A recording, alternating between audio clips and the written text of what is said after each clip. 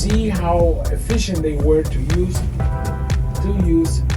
the space. Take a look over to the right. You see the American flag right next door, a red house, and then you have a blue house right here on the right. Look at this one. This is actually a house only 7 feet wide. Look at this, 523. Exactly.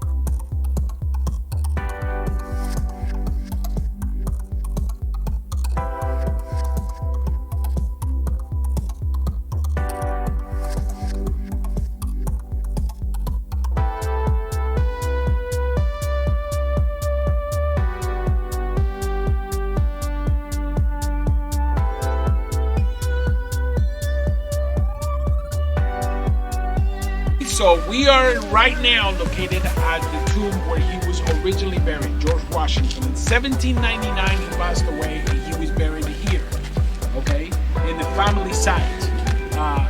He was buried here. His wife died in 1802 and she was buried here. And then 25 members of the family were buried here. And this place was 8,000 acres big. So basically from the moment, about 12 and a half square miles. So we're here at the closer view of the house of George Washington. Looking the way that people approached the house when they first got here. This is the place where his father, Augustine, had built a small house, one-story house. But George built the right side, the left side, the two wings, the second level, and the third level. By the time he died in 1799, this was the house basically that he died in. It's 11,000 square feet. We just visited the east side.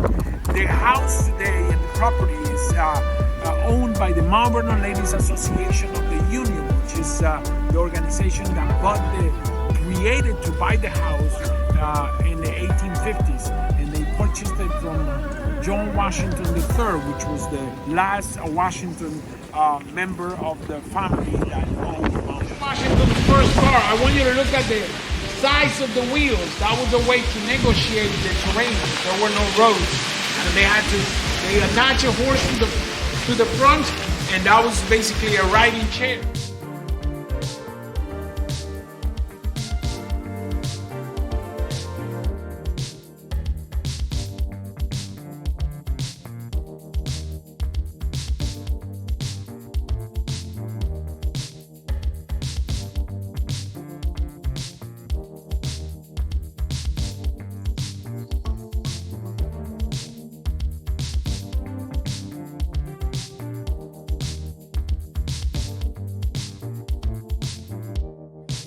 Okay, so George Washington is this extraordinary figure in the history of the country. Basically because what he does is something unprecedented completely. He's the very first human being in the face of the earth to give up power willingly. You know, he not only once but twice. At the end of the American Revolution, he gave the army back to Congress, and then 4 years later, he became president of the United States, and at the second term, he decided not to run again. He said he could have been a king, he could have been a master, a dictator, but he ended up choosing to be just a regular citizen.